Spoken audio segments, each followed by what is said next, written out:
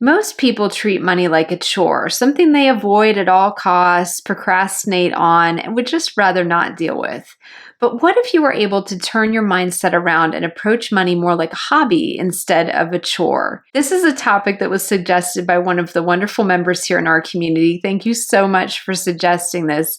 It was such a great idea. And to all of you who are watching, as you have other things that you'd like to have me do videos on, let me know in the comments. I would really love to hear from you about what you would like to see here on this channel, what's on your mind, and we'll continue to build this channel together. So I'm very excited to see what the future months and years hold for us as a community. In today's video, I'm going to show you 4 easy and actionable ways to turn your money from a chore into a hobby that you actually love. The first way to start treating your money like a hobby is to stop thinking about it like a report card and instead think about it like a game.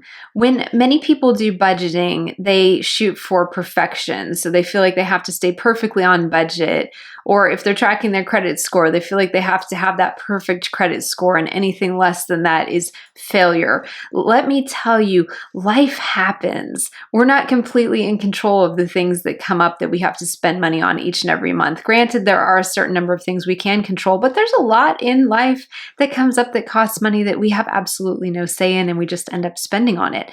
And so it's very important to be able to not hold yourself to some kind of rigid perfectionistic standards and feel like if you don't get an A+ in your personal finances that you've failed. No. This is the real world. We don't do grades anymore unless you happen to be in school like I am right now and you actually have something that you're graded on. But the majority of the time in real life, we don't get graded on things. There isn't an A to an F scale to say how well you're doing. And so try and think about this whole concept of money.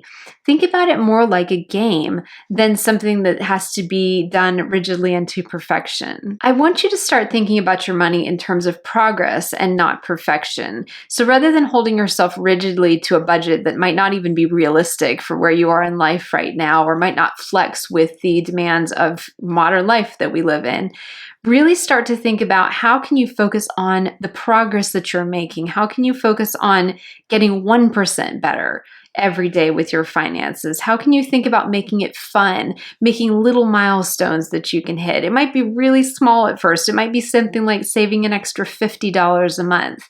It might be spending one little bit of time a week, maybe 30 minutes, maybe 10 minutes, checking on your bank accounts or paying a credit card bill. So really think about how you can start to turn that into a game instead of a chore. That really helps kind of emphasize to your brain, hey, money's fun. Money isn't something that involves punishment. It doesn't involve blame anymore. It doesn't involve guilt anymore. It doesn't involve having somebody yell at you because you blew the budget this month. I think many of us have had very negative experiences with money, whether mistakes that we've made ourselves that have been incredibly expensive and stressful, or perhaps we have had people in our life tell us that we're not good with money, whatever the case might be. But there's so much negativity around money. And that's one of the things I'm really aiming to change with my channel and with what I teach here on YouTube, is to give you some grace to be human in this space as you're managing your money.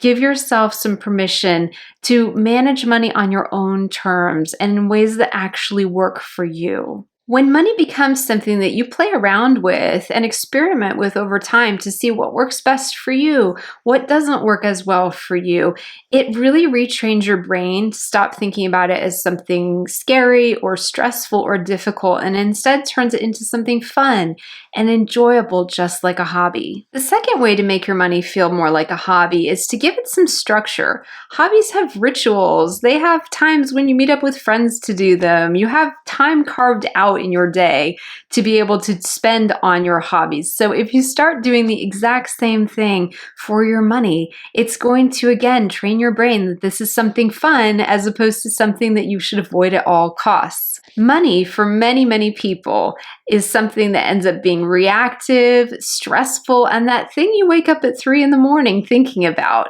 And so we're just working on how can we make money a more comfortable, lovely experience for you as opposed to something stressful. If you start creating simple rituals around money, such as making yourself a cup of tea and sitting down once a week at a time when you're relaxed and fresh and have some brain cells to dedicate to your financial situation, to be able to review your accounts online or pay a few bills, but just have a nice cup of tea while you're doing that. Maybe you put on your favorite playlist while you're working on paying bills. Maybe you just have like some structured time that you sit down with your partner or your spouse to be able to talk about money, again, at a time when it's a good time for both of you, at a time when you can sit down and make a cup of coffee and get a snack and be able to really talk through everyone's priorities, make sure everyone's needs are getting met and that your future goals are being met. But just be able to kind of have some routine and some structure, just the same way you would carve out time for your hobbies, carve out time for your money too, rather than feeling it's something you avoid most of the time and then are suddenly dealing with a hair on fire crisis when you have a financial emergency come up. And that's the only time you ever think about money. Because of course, if the only time you ever think about your money is when you have something that is right up in your face that you're dealing with, of course your brain is going to start associating money with very negative things, rather than if you train it to associate money and money management with lovely things like get your favorite chocolate and eat your chocolate while you're working on your accounts. Pair it with something nice.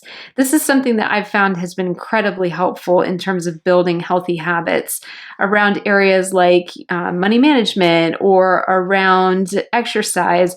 If you pair something that you don't like as much with something that you love, again, really reinforces to your brain, oh, like this thing that I didn't think I liked, it's actually not so bad after all because we get to do this other thing at the same time.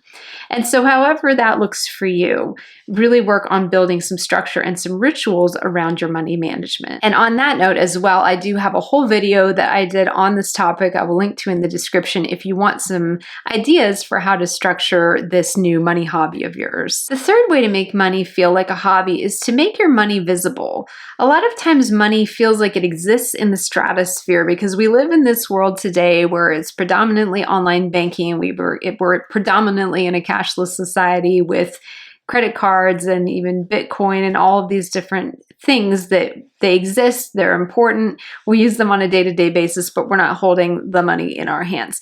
And so it's really important to find ways to be able to visualize, especially if you're a visually oriented person like I am as well, be able to visualize exactly how your financial progress is going. So this could look like working with a budget app that's very much geared towards having visuals and pie charts and be able to show you kind of like your finances at a glance.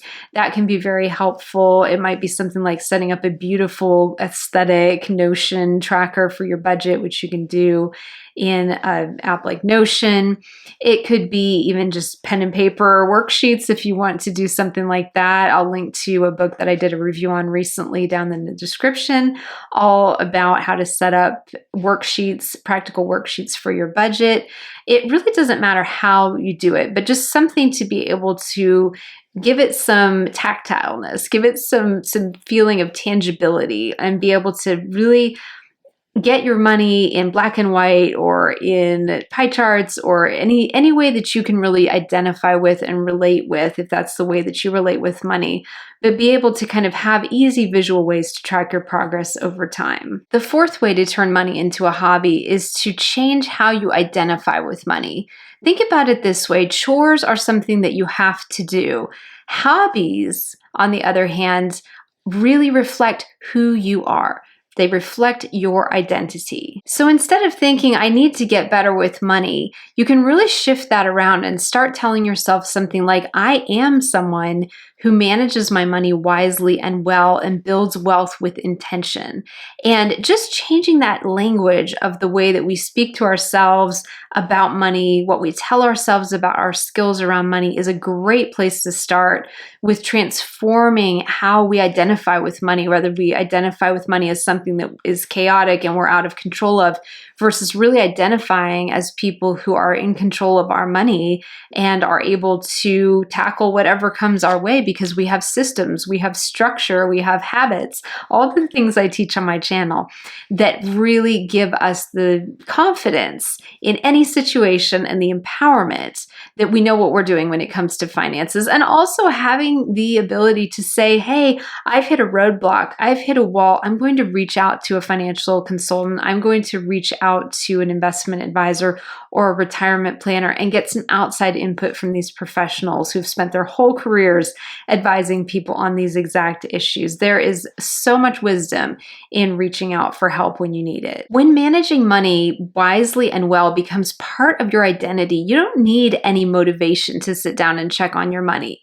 You do it naturally, you do it consistently, and you continue to build your skills around money because it's part of who you are, not just a chore that you have to do and you really avoid as much as possible. Money doesn't have to feel heavy. When you make it structured, engaging, and personal, it becomes something that you enjoy participating in, not something that you actively avoid at all costs. And that shift from avoidance to engagement is where everything starts to change. If you enjoyed this video, thank you so much for watching. I have another one that I'll put up on screen, and I will see you very soon over there.